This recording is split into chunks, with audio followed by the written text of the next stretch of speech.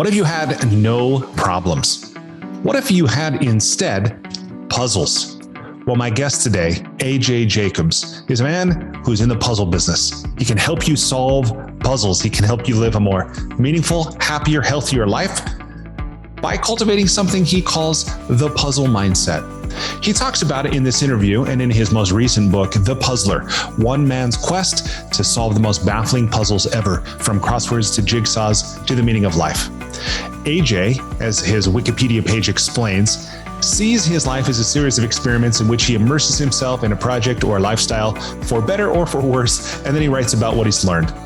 We talked about his book Before the Puzzler when he was a guest on this show back in 2019. He had written a book called Thanks 1,000, in which he wanted to thank, and he embarked on a quest to thank every person who had a hand in making his morning cup of coffee a possibility, from the barista to the roaster, to the truck driver, to the warehouse operators, to the grower. Of course, it's a fascinating and a fun book that helps us to live with more gratitude.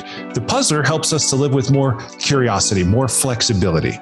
I love this book. It's full of riddles. It's full of questions. It's full of puzzles, new ways of looking at things in our life that can help us to not be so frustrated by them, but as he describes, as AJ talks about in this interview, to become more curious and less furious. AJ has given 4 TED Talks that have been viewed more than 10 million times. He contributes to the New York Times. He's a commentator for NPR. He's also an editor-at-large at Esquire magazine and a columnist for Mental Floss. So with that, please enjoy this conversation with my friend, AJ Jacobs.